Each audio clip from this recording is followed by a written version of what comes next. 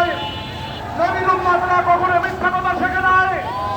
আমি সশরীরে সজ্ঞানে নবীর দুশমনকে হত্যা করেছি।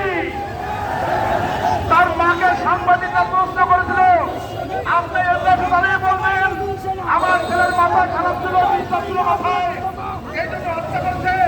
তার মা এর দেশে দাঁড়িয়ে বলেছে আমার ছেলে সশরীরে সজ্ঞানে নবীর দুশমনকে হত্যা করেছে।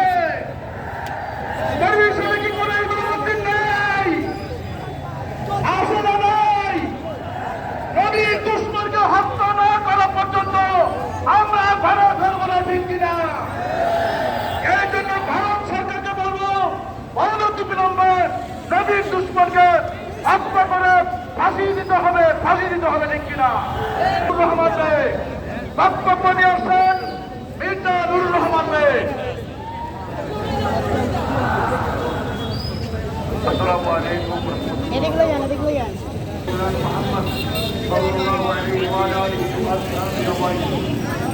আজকে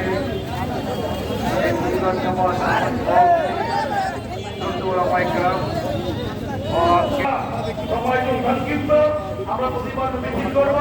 আমরা এই বৈঠক খেলাকে কবুল করে রাসূলের সাথে আমার খবরকে জান্নাতি হতে দান করুন। আমিন। আসসালামু আলাইকুম ওয়া রাহমাতুল্লাহি ওয়া বারাকাতুহু। সেই কুটুক্তির প্রতিবাদে আজকে সকাল থেকে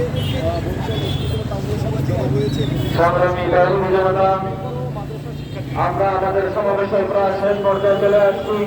আমরা সুশৃঙ্খল মিছিল করব এবং মনে রাখতে হবে দোষে ঘুষ রাখতে হবে। হুজুররা যেভাবে নির্দেশ দেয় আমরা ফজলুল্লাহ কেবিনীয় হইয়া গির্জা মহল্লা থেকে আবার এখানে এসে আমরা দৌড়ের মাধ্যমে শেষ করব। এই রুটির ভিতরে ফজলুল্লাহ কেবিনীয় দক্ষিণ সদর হইয়া গির্জা মহল্লা কসাই মসজিদে কেন্দ্রীয় আমির বরিশাল খান সালাম ধন্য মোহাম্মদ আমিন জনাব আহমেদ আব্দুল হালিম সাহেব রামগিরি সংসদের মাধ্যমে ভারতে যে কটূক্তি করা হয়েছে, অসদাচরণ করা হয়েছে, সেটা বাংলাদেশের 18 কোটি মুসলমান সহ সারা বিশ্বের মুসলমানদের হৃদয়ের উপরে কলিজার উপরে কুঠারাঘাত হয়েছে। কোন মুসলমান নিজেকে স্বাভাবিক রাখতে পারে না যদি তার প্রিয় নবী মুহাম্মদুর রাসূলুল্লাহ সাল্লাল্লাহু আলাইহি ওয়াসাল্লামের উপরে আঘাত আছে। জানি আমরা আমাদেরকে নিয়ন্ত্রণ করতে পারছি না। আমরা বাংলাদেশ সরকারকে বলবো এই ঘটনা থেকে শিক্ষা নেন। যদি বাংলাদেশে কোন কুলাঙ্গার, কোন ধর্মদ্রোহী ইসলামের উপরে, কোরআনের উপরে, আল্লাহ তার রাসূলের উপরে আঘাত আনে, তখন আপনি আমাদেরকে নিয়ন্ত্রণ করতে পারবেন না।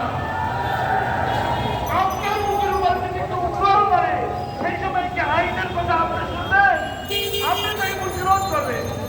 রসুলের উপরে আঘাত শুধু মুসলমানদের নয়,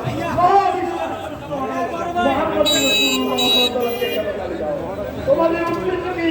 তোমরা মুসলমানদের ভিতরে, অমুসলিমদের ভিতরে যত সহায়তা দাও। বর্তমান পরিস্থিতিতে তারা চায় যে বাংলাদেশে আর একটা গৃহযুদ্ধ শুরু, গোলাবানিকে মারতে শুরু করবা। আমরা এটা হতে দেবো না। আমরা আমরা সরকারে আরেকটা জিনিস বলতে চাই যে অতি সত্তর বাংলাদেশে আইনের মাধ্যমে এই পুরান সরকারকে